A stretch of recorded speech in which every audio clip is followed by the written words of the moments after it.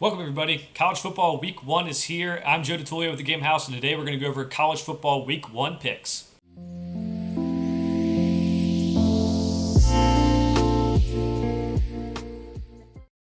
College football week one is finally here. The wait is over. We're ready for some college football. More so than week zero. We know there's a couple games week zero, and there's a lot more college football week one with a lot more big storylines going on. So we're going to go through my picks for the week. This is going to be something we do every week. It's going to be just go over our picks, not against the spread, but I'll give you some insight on that as well as we go through. Not going to go over every pick I have. If you want to go over every pick, you can go find the article on thegamehouse.com.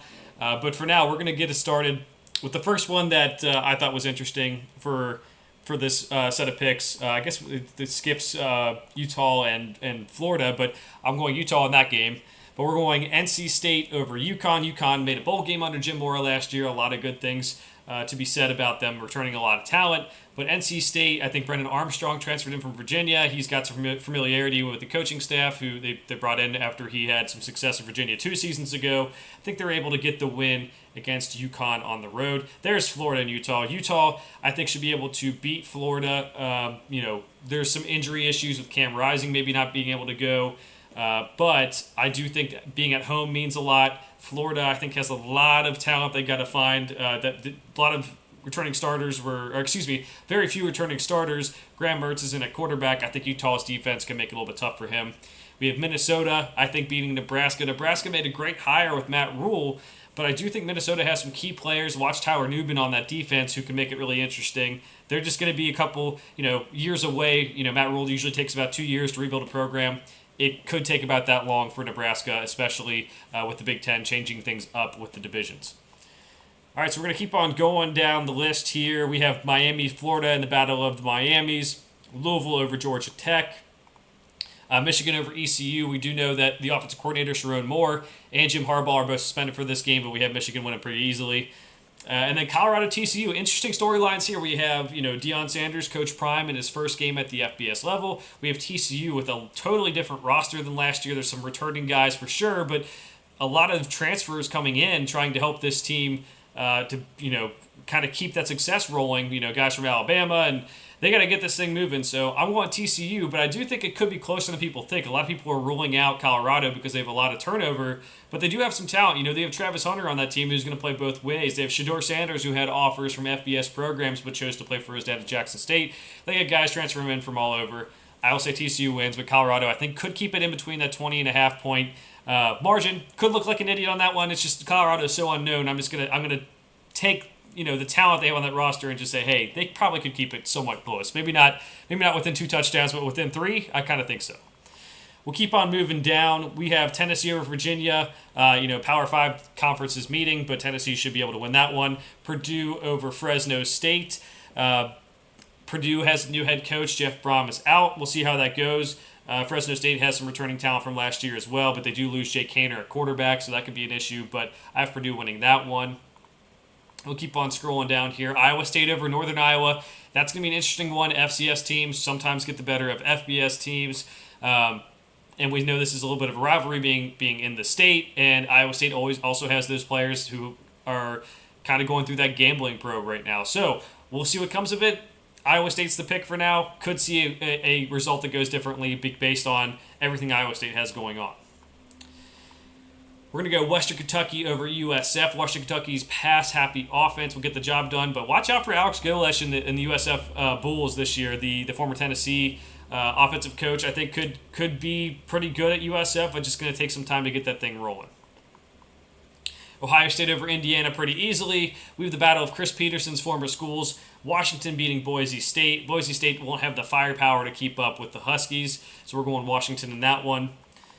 And keep on moving down the list here. I wish this was a little bit easier to do, but this is just how the all the picks get in this way, and it makes it easier for me at least. USC beats Nevada.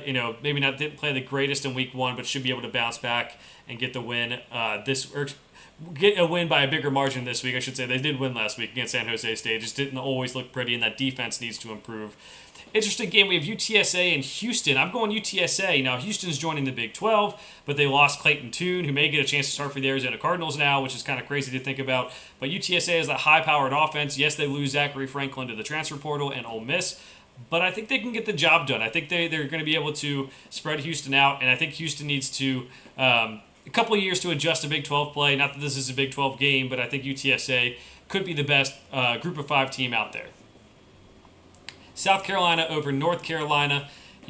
Love what Drake May does for North Carolina, but at the end of the day, that defense is pretty bad. I do think they need to try to improve it more and more each year, but it just hasn't always come to fruition. South Carolina started off the season last year slow, finished strong. Spencer Rattler, we're expecting maybe him to maybe be more consistent this year. So we're going to take South Carolina here, but it should be a close and fun game. Penn State to beat West Virginia by a lot. West Virginia just doesn't have the talent available, I think, to match up with Penn State. There's obviously Drew Lars taking over a quarterback for Penn State, which makes you think like maybe he can struggle a little bit, but they have so much talent around the field. I think they get the job done there. All right, so keep on moving down the list here. We're going to go to the Florida State LSU game. I have Florida State winning this one. Mason Smith being out is huge. You saw maybe a little bit of an indicator of that when Brian Kelly tried to schedule a Week 0 game to get out of him being suspended. He's such an impactful defensive lineman. They played well without him last year when he got hurt in that first game against Florida State. But I think Florida State has hit the transfer portal hard. They got Jordan Travis back at quarterback. They got Trey Benson, who's a game changer at running back. Johnny Wilson and Keon Coleman at wide receiver, two really good guys. Jaheim Bell at tight end. They've molded this star-studded roster. And then you haven't even mentioned on defense, they have like the best edge rusher in the game, Jared Verse. So I think they can create some pressure. I'm going Florida State to win this one. Wouldn't be surprised if we see a kind of a wacky game like we did last year, but we did see Florida State come out on top on that one. I think it could be similar to last year. And then we have on the Monday night game this year, it is not the greatest as we've seen in other years, but we do have Clemson and Duke. Duke, I think, is better than maybe the people nationally think. They did play well last year. Riley Leonard's back. I do have Clemson though.